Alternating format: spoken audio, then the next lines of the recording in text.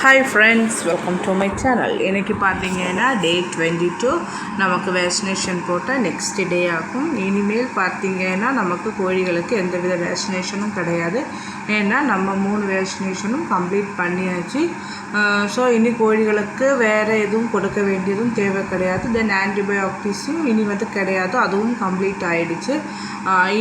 இனி அதுக்கு மேலே ஏதாச்சும் கோழிகளுக்கு கொடுக்கறதா இருந்தால் நம்ம விட்டமின்ஸ் மட்டும்தான் கொடுக்க வேண்டியதாக இருக்கும்.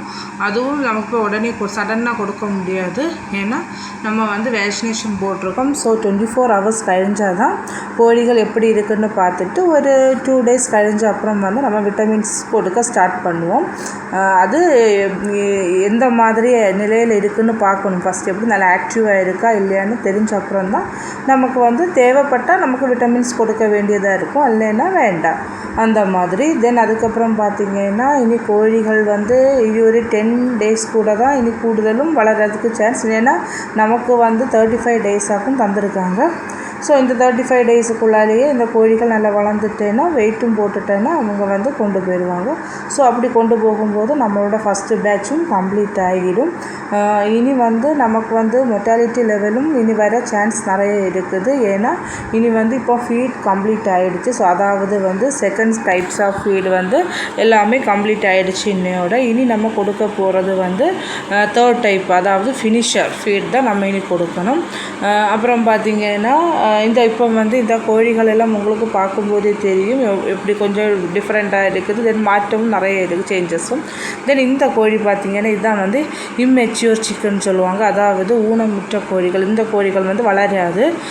ஏன்னா இது சப்போஸ் ஏதாச்சும் மருந்து நமக்கு இந்த குழந்தைகளில் பார்த்தால் நம்ம சில குழந்தைகள் நம்ம கேண்டிகேப்ட் அந்த மாதிரி அதே சேம் இதுதான் இந்த கோழிகளுக்கும் வரும்.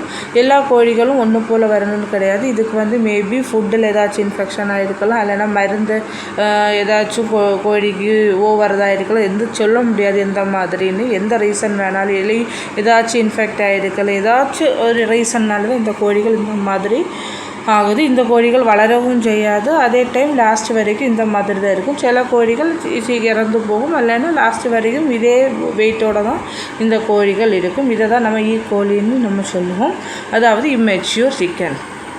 தென் அதுக்கப்புறம் பார்த்திங்கன்னா இப்போ கோழிகளும் கொஞ்சம் வளர தொடங்கினதுனால இந்த கோழிகள்லேயே மெயில் அண்டு ஃபீமேல் கோழிகள் நிறைய இருக்குது. இதை நான் இப்போ தான் ஐடென்டிஃபை பண்ணுறது. ஏன்னா மெயில் கோழிகள் சொல்லும்போது அதோட தலையில் இருக்கிற பூ கொஞ்சம் நல்லா வளர்ந்தும் இருக்கும். தென் கொஞ்சம் ஒரு டார்க் கலரில் இருக்கும், அதாவது டார்க் பிங்க் இல்லைன்னா ஒரு ரெட் கலரில் இருக்கும். அதை மெயில்னு சொல்லுவாங்க.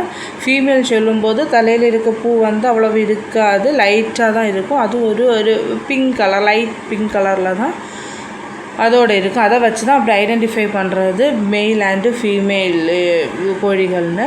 தென் இதுலேயும் கொஞ்சம் ஜாஸ்தியாக வெயிட் போடுற கோழி எதுன்னு பார்த்தா நமக்கு அது மெயில் கோழிகள் தான் இருக்கும். ஏன்னா மெயில் சிக்கன் தான் சீக்கிரமாக நல்ல வெயிட் போடும். பட் ஃபீமேல் சிக்கனில் அந்த அளவுக்கு வெயிட் வராது.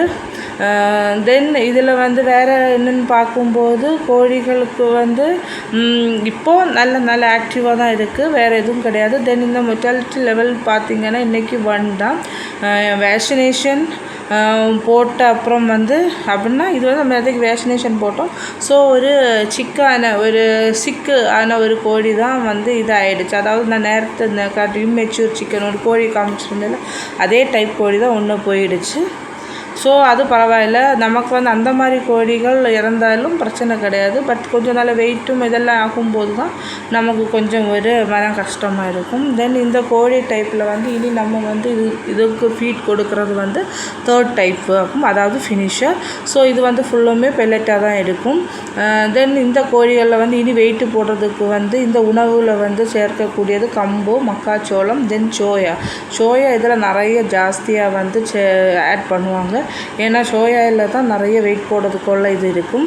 தென் அப்புறம் பார்த்திங்கன்னா கருவாடு, ட்ரை ஃபிஷ், அதுவும் இந்த இதில் வெயிட் போடுறதுக்கு வேண்டி யூஸ் பண்ணுவாங்க. பட் ட்ரை ஃபிஷ் வெயில் டைம் யூஸ் கொடுக்க மாட்டாங்க. ஏன்னா ஹீட்டு கொஞ்சம் ஜாஸ்தி ஆகிடும். தென் அந்த டைம் எல்லாம் தான் நமக்கு இந்த மொர்டாலிட்டியோட லெவலும் இன்க்ரீஸ் ஆகும். பட் இந்த மாதிரி கிளைமேட்டில் பரவாயில்லை. பட் இந்த குளிராக இருக்கக்கூடிய அந்த டைமில் கோழிகள் நல்ல வெயிட் போடும். ஏன்னா அதுக்கு வந்து நம்ம இந்த ட்ரை ஃபிஷ் தென் சோறும் அந்த சோறும் சொல்கிறேன் பட் அதோட ஃபீடும் வந்து என்னதாக இருக்கும்னா நிறைய அது சாப்பிடும். அதனால தான் இந்த குளிர் டைமில் கோழிகள் வந்து நல்ல வெயிட்டு போடும். நமக்கு அந்த டைம் நல்ல லாபமும் இருக்கும்.